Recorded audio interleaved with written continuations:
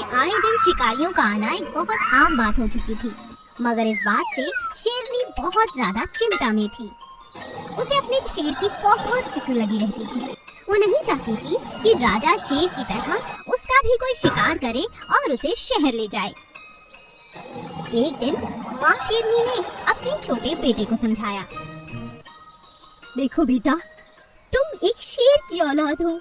तुम्हें इस बात को समझना चाहिए। ये जंगल कल को तुम्हारे ऊपर एक जिम्मेदारी की तरह होगा। तुम्हारे पिता तो बिना बताए ना जाने क्यों गायब हो गए। मुझे पूरा यकीन है ये किसी शिकारी का ही काम है। अब मैं तुम्हारे बिना जीवन कैसे काटूंगी?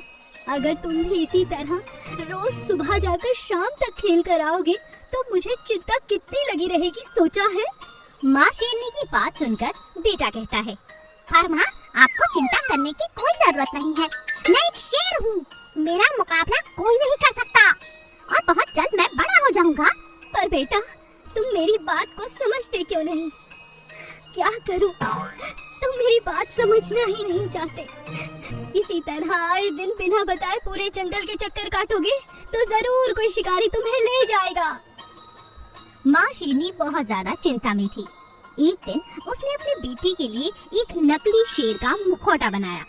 शेर के बच्चे ने जब वो मुखौटा देखा तो अपनी माँ से पूछा, माँ, ये क्या है? तुम मेरी बात तो मानते नहीं, इसीलिए सोचा एक तरकीब निकालूं। अब इस सर को बांध लो। हर कोई तुम्हें देखकर सोचेगा कि तुम्हारे 2 सर हैं और तुम्हारी 4 आँखें हैं। अगर तुमने किसी को देख लिया तो चाहे वो शिकारी हो या कोई और, तुम उसे जिंदा छोड़ने वाली नहीं। और बस इसी बात से डर कर कोई शिकारी तुम्हारे पास नहीं आएगा। अरे वाह माँ, तुमने तो उपाय निकाल लिया। अब मैं खेलने जा सकता हूँ? हाँ, क्यों नहीं। समझदार और सुलझी हुई शेरनी ने एक बहुत ही अच्छा उपाय निकाला, जिससे वो भी बेफिक्र हो चुकी थी और उसका बेटा भी अब बहुत खुश था। अब पूरे जंगल में दूर दूर तक ये बात फैल चुकी थी कि 2 सर वाला एक शेर है और वहाँ जाना खतरे से खाली नहीं है। तो बस शिकारी क्या, वहाँ पर कोई और दूसरा शेर भी आने से डरने लगा और इसी तरह सभी जंगलवासी एक बार फिर खुशी खुशी बिना चिंता के जीवन जीने लगे। जंगल का माहौल पहले से भी कहीं ज्यादा खुशनुमा हो चुका था, क्योंकि सावन का महीना चल रहा था। हर जगह हरियाली, फूल, पौधे, पूरा जंगल खूबसूरत नजर आ रहा था। जंगल के उस पार इंसानों की एक बस्ती थी, जहाँ जाने से सभी जानवर बहुत डरते थे। अगर वहाँ कोई भी जानवर जाता तो वहाँ के रहने वाले लोग उन्हें गोली मारकर हमेशा के लिए दुनिया से अलविदा कहने को मजबूर कर देते। इसीलिए राजा शेर के कहने पर कोई भी जंगल से बाहर नहीं जाता था। ठीक ऐसा ही किस्सा पूरे शहर का था। शहर का कोई भी इंसान जंगल की तरफ जाता ही नहीं था। एक दिन मुन्नी अपने आंगन में खेल रही थी, जो शहर में रहती थी। उसका घर शहर के एकदम किनारे पर था। खेलते खेलते मुन्नी की गेंद जंगल की तरफ पहुंच जाती है। मुन्नी किसी को बिना बताए जंगल की तरफ निकल जाती है। जंगल में नए नए तरह के फूल देखकर वो उनमें मस्त हो जाती है और उसे याद ही नहीं रहता कि आखिर वो कहाँ जा रही है। अरे कितना सुंदर फूल है, माँ ने तो कभी इस रास्ते के बारे में बताया ही नहीं। हाँ, तितली, खरगोश। मुन्नी बहुत खुश थी। वो जंगल के बीचों बीच आ पहुंची, लेकिन जैसे ही उसे वहाँ अंधेरा महसूस हुआ, वो जोर जोर से रोने लगी। मुझे माँ के पास जाना है।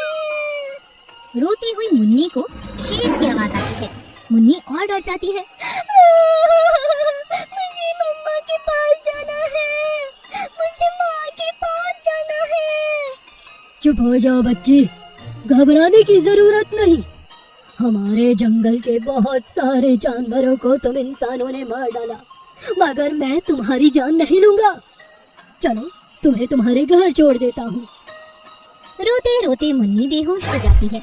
राजा शेर उसे अपनी पीठ पर बिठाता है और उसके घर की तरफ ले जाता है।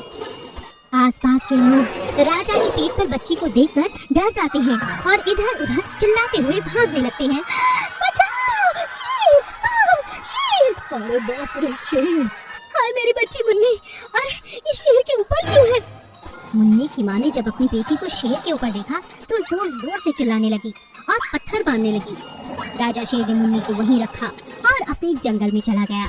थोड़ी देर बाद जब मुन्नी को होश आया तो उसने अपनी माँ को सब कुछ बताया। माँ, आपने उस शेर को क्यों मारा? वो बहुत अच्छा था, उसी ने मेरी जान बचाई। मैं तो गेम खेलते खेलते खुद ही गई थी जंगल में। क्या कहा बेटा? ये मैंने क्या अनर्थ कर दिया? माँ, वो मेरे शेर भाईजान है। हाँ बेटा, वो तेरा शेर भाईजान है, क्योंकि उसने तेरी जान जो बचाई है। शेर दूर उनकी घर की खिड़की से ये सारी बातें सुन रहा था और खुश हो रहा था। धीरे धीरे वो अपने जंगल में वापस लौट जाता है और फिर से जीवन जीना शुरू कर देता है।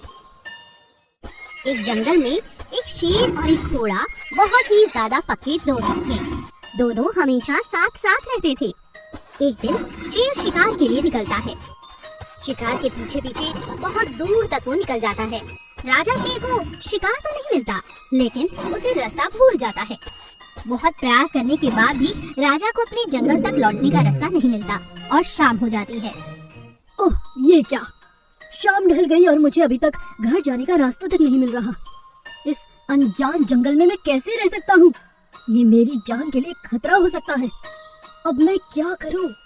राजा शेर अपनी जान बचाने के लिए इधर उधर छुपने की कोशिश करता है, मगर जैसे ही उसकी आंख लगती है, एक शिकारी उसका शिकार कर लेता है और उसे बड़े से जाल में डालकर अपने साथ घसीटना शुरू कर देता है। कौन है? अरे शिकारी, ये तो मुझे शहर ले जाएगा। मैंने सुना है ये लोग बहुत मारते हैं। अरे मेरे दोस्त, तुम कहाँ हो? घोड़े, जल्दी आओ, मेरी मदद करो। शेर जोर जोर से चिल्ला चिल्ला कर अपने दोस्त को पुकार रहा था, लेकिन घोड़े को क्या पता था कि उसका दोस्त इस हालत में है। शिकारी जैसे तैसे अपनी जीप के पास जाल और शेर को ले जाता है, लेकिन उसे उठाने की हिम्मत वो नहीं कर पाता क्योंकि शेर का वजन बहुत ज्यादा था। तभी वो अपने मित्र से कहता है, अरे दोस्त, शेर का शिकार तो हमने कर लिया। ये अवसर बहुत ही बढ़िया है। इसे तुरंत सर्कस ले जाते हैं। इसे शहर तक ले जाना आसान हो जाएगा अगर कोई खच्चर या घोड़ा मिल जाए। मुझे लगता है इसके वजन से तो हमारी गाड़ी के टायर ही पंचर हो जाएंगे। पहले ही हवा कम है। ठीक है, मैं कुछ करता हूँ। शिकारी का दोस्त घोड़े की तलाश में निकलता है और उसी घोड़े को ले आता है जो शेर का मित्र था। शेर अपने दोस्त को देखकर तो बहुत खुश होता है, लेकिन इस बात से हैरान कि इन दोनों के साथ वो क्या कर रहा है।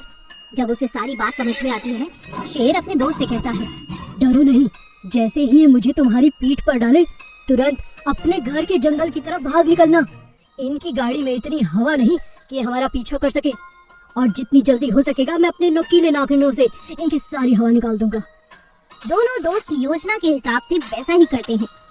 मौका पाते ही जैसे ही शेर को दोनों शिकारी घोड़े की पीठ पर टांगते हैं, घोड़ा दम दबाकर भाग जाता है।